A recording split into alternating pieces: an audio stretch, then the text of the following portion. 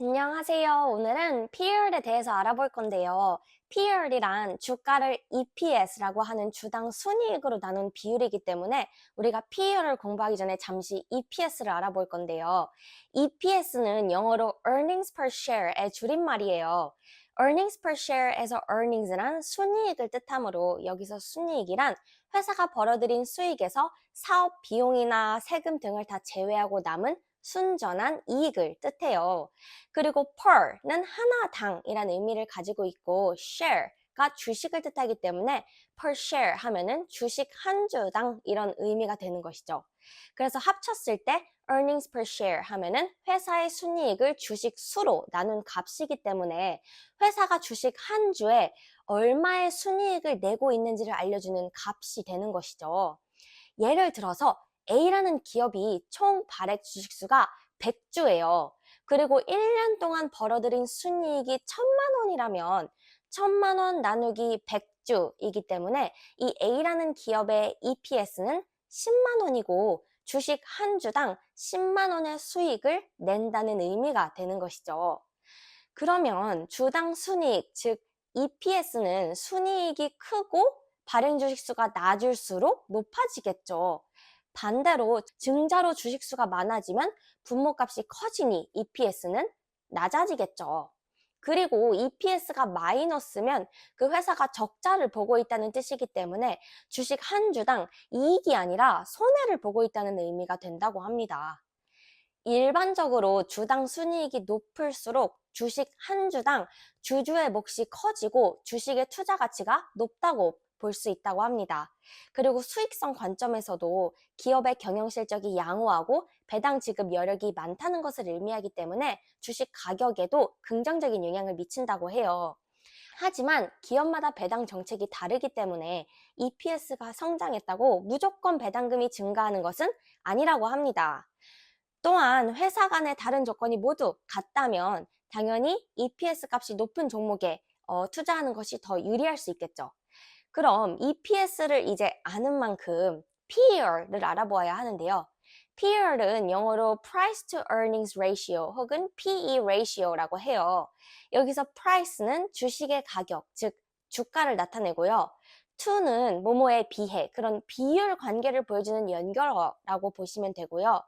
earnings는 이익을 뜻하기 때문에 특히 여기서는 earnings per share, EPS를 말하는 것이기 때문에 회사가 주식 한 주당 벌어들이는 주당 순이익이 되겠죠. ratio는 비율이란 뜻이죠.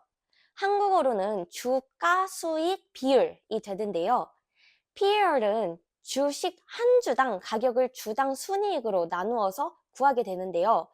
예를 들면 A라는 회사의 현재 주가가 한 주당 5만 원이고 주당 순이익인 EPS가 5천 원이면 5만 원 나누기 5천 원으로 PER은 10배가 되는 것이죠.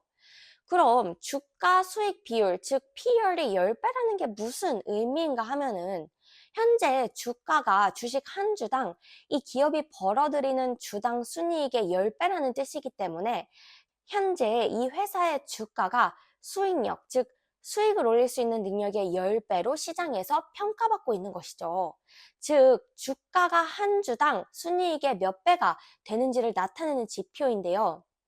따라서 PER이 높으면 주당 순이익에 비해 주가가 높다는 것을 의미하기 때문에 이 회사의 수익력에 비해서 주가는 고평가되었다고 해석할 수 있는 것이죠. 하지만 PER이 높다고 해서 단순히 고평가되었다는 의미만 있는 것은 아니라 그 회사의 성장 잠재력에 높은 기대를 걸고 있기 때문에 자연스럽게 PER이 높아지는 경우도 있다고 합니다. 반대로 PER이 낮으면 주당 순이익에 비해 주가가 낮다는 것이고 그만큼 기업 가치에 비해 주가가 저평가되었다고 해석할 수 있는 것이죠.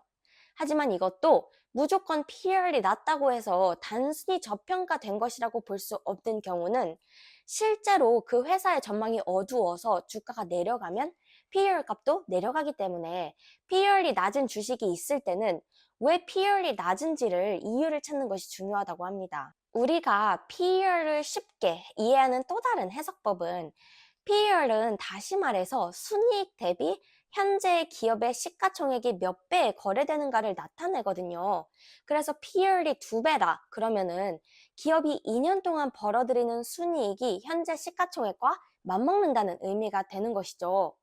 PER이 400배다. 그러면은 현재 순이익으로 약 400년을 벌어야 기업의 현재 시가총액과 맞먹게 된다는 의미로 우리가 해석할 수 있다고 합니다. 또 하나 중요한 것은 PER을 비교할 때는 같은 산업군끼리 비교해야 하는 것인데요.